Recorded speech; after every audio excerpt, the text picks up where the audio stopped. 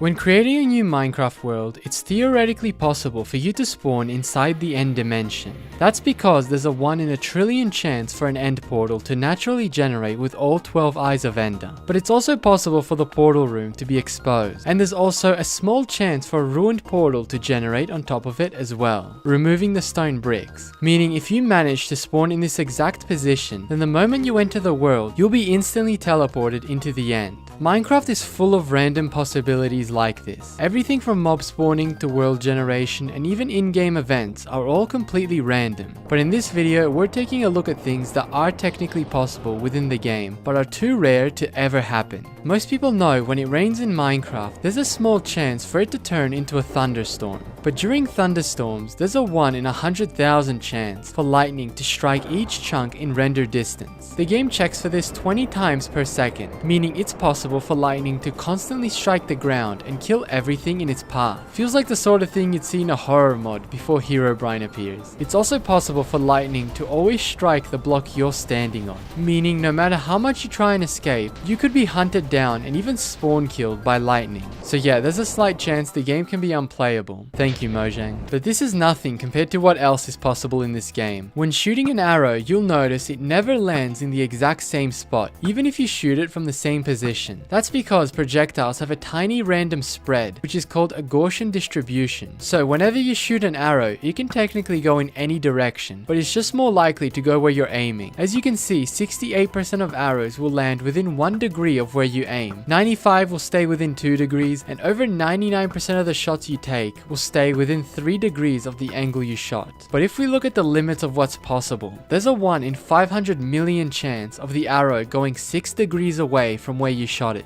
But believe it or not, there's also an extremely small chance that when you shoot a bow, the arrow gets shot behind you. But this only has a 1 out of 10 to the power of 3,863 chance of happening. That's a 0.3863 zeros 1% chance. We're talking about cosmic levels of possibility here. There hasn't been anything this rare that's ever happened in the history of the universe. And the only proof that it can even happen is from the source code, which was discovered by my friend HIM.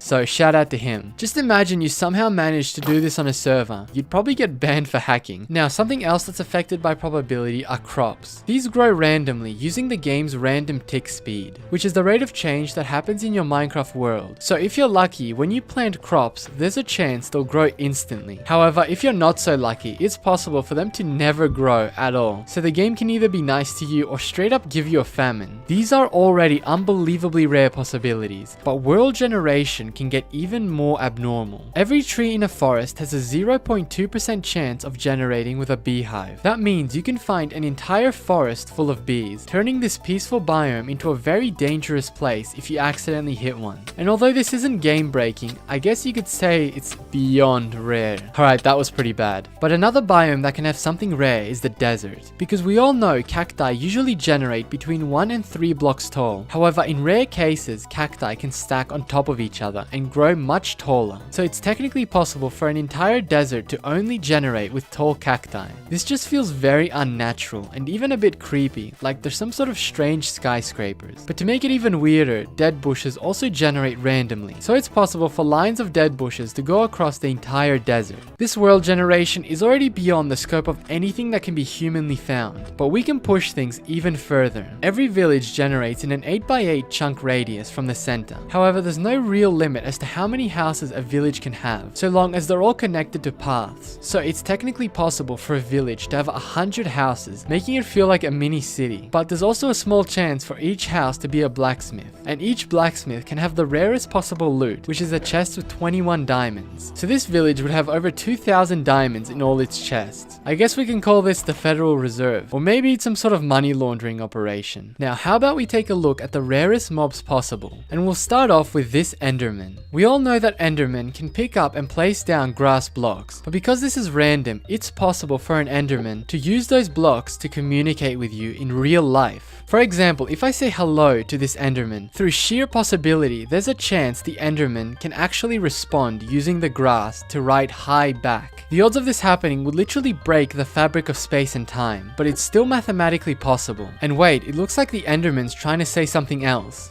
subscribe. Wow, thank you, theoretical Enderman. However, you may know the true rarest mob to be this. A left-handed baby zombie villager jockey with full diamond armor, iron sword, and max enchantments. Some have nicknamed this mob 4.3797E minus 75% because that's the chance for it to spawn. Yes, this is so rare we're using scientific notation to describe the chance of finding it. But in simple terms, it has a 1 out of 163 quadrillion chance of spawning. And this thing is so powerful it could probably break out of a mob farm if left unattended. And this can actually kill an iron golem single-handedly. At this point, we're reaching possibilities beyond human comprehension. You could run Minecraft until the end of time and these things will still never happen. However, there's another mob which is nearly impossible to find. In the Nether, Striders have a 1 in 10 chance to stack on top of other Striders. However, in certain versions of the game, there's no limit to the number of Striders that can stack. That means a stack of 3 Striders has a 1 in 100 chance of spawning, and a stack of 4 has a 1 in 1,000. But it's possible to find a stack that goes from lava level all the way to the top of the Nether, which would be a stack of about 50 Striders. This event only has this small chance of happening. Now just imagine this happens with every Strider that spawns. I'm not even gonna try and guess how rare this is, since at this point it's borderline impossible. Speaking of the Nether, you know how you'll sometimes find these big lava lakes? Well, since world generation is random, there's a chance for the entire Nether to be one big lava ocean, with no other biomes, meaning you'd have to bridge thousands of blocks to even find a fortress. Yeah, at that point I'd rather just make a new world. Now what if I told you there's a chance you'll never know the real name of the game, because there's a 1 in 10,000 chance the title screen says Minecraft instead of Minecraft, meaning if that chance always happened to some kid who didn't know any better, they could go for a long time thinking it's actually called Minecraft, which would lead to some awkward conversations if they brought it up with their friends. It's also possible for something to happen that makes Minecraft impossible to beat. When you kill a blaze, there's a 50% chance for you to get a blaze rod. However, it's possible for every blaze you kill to simply not drop any rods. And even with looting 3, there's only a 91% chance to get a blaze rod. So if you're just really unlucky, there's a chance you're soft locked with no way to beat the game. But even worse than a soft lock, there's a chance for a certain mob to crash your game. If you didn't know, every second baby pandas have a 1 in 300 chance of sneezing. And when they sneeze, they have a 1 in 700 chance of dropping a slime ball. So it's theoretically possible to find a jungle with so many baby pandas that all keep spamming slime balls to eventually crash your game. Oh my PC. We've seen a lot of unlucky things that can happen in Minecraft, but let's take a look at one of the luckiest occurrences possible. Each chunk in desert and swamp biomes has a 1 in 64 chance to generate a fossil. However, each bone from the fossil also has a 10% chance of being replaced with diamonds, meaning you could theoretically find a fossil that's purely made of diamonds. But speaking of diamonds, what's the biggest diamond vein that can exist? Well, according to this YouTuber, it's possible to have up to 53 diamond ore in a single chunk, and that can bridge from one chunk to another, repeating all across the world. And if every fossil in this world was the biggest size possible and made of pure diamonds, it would make a single connected diamond vein of 849.5 trillion diamonds. So I can see where that blacksmith village got their diamonds from. Now let me ask you a question. If you were teleported to the edge of the world border and your friend was teleported to the other side with no communication, no coordinates, and only walking, what's the theoretical chance that you two will ever meet? Well, the Minecraft world's 60 million by 60 million blocks across, meaning it has a surface of 3.6 quadrillion blocks, which is over 7 times bigger than Earth. If you both had a render distance of 12, it would take tens of millions of years of randomly walking to even get within render distance of each other. But factoring in the mountains, forests, and caves, it could take hundreds of millions of years to actually meet. Not to mention the Nether, which has even more space. So what you'd want to do is go to a stronghold and wait for the other person in the end dimension, because that's the only place you'll ever find them. But speaking of the end dimension, every end island generates with a random amount of endstone, with the smallest islands having no endstone, and the biggest known ones having millions of blocks. But believe it or not, according to the game's code, there's no limit to how big an end island can be, meaning it's theoretically possible for an end island to be so big it covers the entire 1,000 block gap between the main island and the outer islands. This looks like a super flat world of endstone, and no no chorus fruit can even grow here, making it look completely different from anywhere else in the game. Now, at the center of the end island, we all know there are 10 pillars that always spawn around the exit portal. These pillars are randomly generated, with the tallest possible reaching Y level 103. However, the smallest pillars only go up to Y76. That means it's possible for all the end pillars to be the exact same height, and all be the smallest, making this the easiest dragon fight ever. However, the tallest that end stone can generate on the end island is up to Y75. So if the whole island managed to generate end stone at the highest level with only the smallest pillars, it's possible for you to directly hit the end crystals by hand, which feels very illegal. And honestly, this is starting to feel like a knockoff Minecraft game at this point. And as you can imagine, the chance of the end actually generating like this is next to zero. All the things we've seen are astronomically unlikely to happen. However, the rarest possible event in all of Minecraft is a rogue enderman picking up grass blocks and somehow making this strange structure.